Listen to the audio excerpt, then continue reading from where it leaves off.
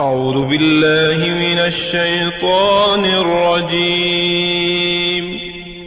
پناہ مانگتا ہوں میں اللہ کی شیطان مردود سے۔ بسم اللہ الرحمن الرحیم۔ شروع اللہ کے نام سے جو بڑا مہربان نہایت رحم والا ہے۔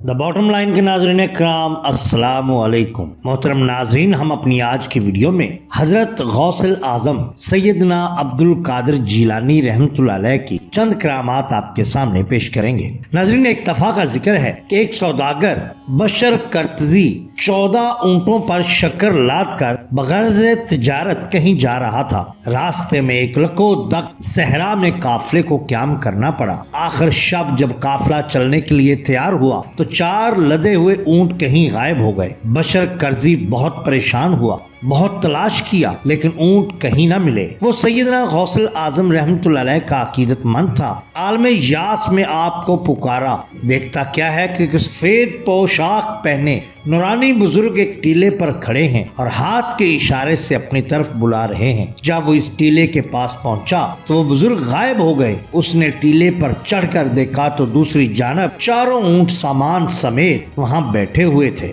تذکرہ غوث اعظم میں درج ہے کہ ایک دفعہ آپ اپنے صاحبزادگان شیخ عبد الرزاق رحمۃ اللہ علیہ اور شیخ عیسیٰ رحمۃ اللہ علیہ کے ہمراہ نماز جمعہ کے لیے تشریف لے جا رہے تھے۔ راستے میں کوتوال شہر اور کچھ دوسرے سرکاری ملازم گدوں پر 3 مٹکے لاد کر جا رہے تھے۔ آپ نے پوچھا، یہ کیا ہے اور تم کہاں جا رہے ہو؟ ان لوگوں نے چلتے چلتے جواب دیا کہ یہ شراب ہے اور بادشاہ کے لیے جا رہی ہے۔ آپ کا یہ سن کر چہرہ متغیر ہو گیا۔ غضبناک ہوتے ہوئے فرمایا، رک جاؤ، لیکن انہوں نے آپ کا حکم نہ مانا۔ اب آپ نے گدوں سے مخاطب ہو کر فرمایا، تم رک جاؤ۔ گدے فوراً رک گئے۔ اس کے ساتھ ہی کوتوال اور دوسرے سرکاری ملازمین کے پیٹ میں ایسا شدید درد اٹھا کہ وہ گر کر تڑپنے لگے۔ اب انہوں نے توبہ کی، حضرت کو رحم آ گیا اور فرمایا جاؤ۔ انہوں نے اٹھ کر جب مٹکوں کو کھولا تو ان میں شراب کی بجائے سرکہ تھا۔ جب بادشاہ کو اس واقعہ کی اطلاع ملی تو خوف سے لرز اٹھا اور اسی وقت دربار سے اٹھ کر آپ کی خدمت میں حاضر ہوا، معافی طلب کی اور آئندہ شراب نہ پینے کا وعدہ کیا۔ اسی طرح بیان کیا جاتا ہے کہ ایک دفعہ سیدنا غوث اعظم شیخ علی بن نصر کے ہمراہ حضرت شیخ معروف کرخی کی قبر پر تشریف لے گئے اور قبر کے پاس کھڑے ہو کر فرمایا، السلام علیکم یا شیخ معروف، آپ ایک درجہ ہم سے آگے ہیں۔ پھر آپ واپس تشریف لائے۔ چند دن کے بعد آپ پھر شیخ علی بن ابی نصر کے ہمراہ شیخ معروف کرخی کے مزار پر تشریف لے گئے اور قبر کے پاس کھڑے ہو کر فرمایا، السلام علیکم اے شیخ معروف، ہم 2 درجہ آپ سے بڑھ گئے۔ قبر سے فوراً آواز آئی، وعلیکم السلام یا سید اہل الزمان۔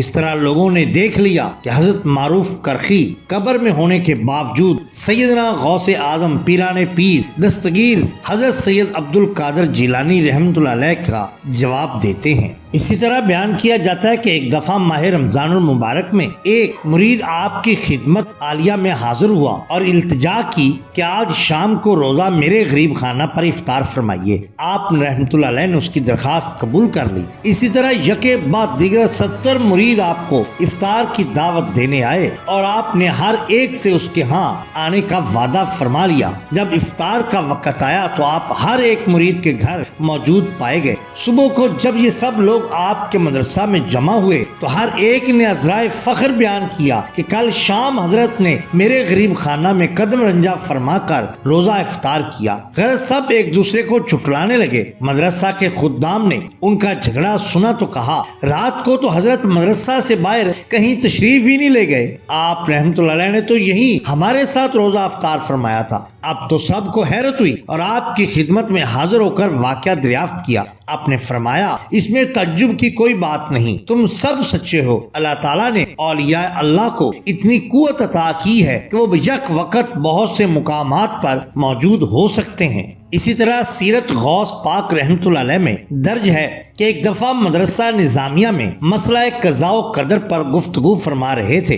بہت سے لوگ وہاں حاضر تھے۔ یکا یک تو بڑے سانپ چھت سے گرے اور اپنا پھن اٹھا کر سامنے کھڑے ہو گئے۔ وہ اس قدر خوفناک تعداد تھے کہ لوگ ان کو دیکھ کر ہی دوڑ کر بھاگ گئے۔ مسجد میں سوائے آپ کے اور کوئی نہ رہا، لیکن آپ نہایت اطمینان سے بیٹھے رہے اور تقریر جاری رکھی۔ سانپ تھوڑی دیر اپنا منہ ہلا کر چلے گئے۔ لوگوں نے پوچھا کہ حضور ان سانپوں نے کیا کہا؟ آپ نے فرمایا یہ سانپ کہتے ہیں کہ میں نے بہت سے اولیاء اللہ کو آزمایا لیکن آپ جیسی استقامت کسی میں نہ پائی۔ میں نے اس سے کہا تو زمین کا کیڑا ہے اور تیری ہر حرکت قضاء و قدر کے تابع ہے۔ میں قضاء و قدر کے موضوع پر تقریر کر رہا تھا کہ تو میرے اوپر گرنے والا تھا، گویا تو نے چاہا کہ میرا قول اور فعل دونوں برابر ہو جائیں۔ یہ سن کر حاضرین مجلس نے فوراً نعرہ تکبیر اللہ اکبر کے نعرے لگائے اور آپ کے سامنے دو زانو بیٹھ کر آپ کے واز کو سننا شروع کر دیا،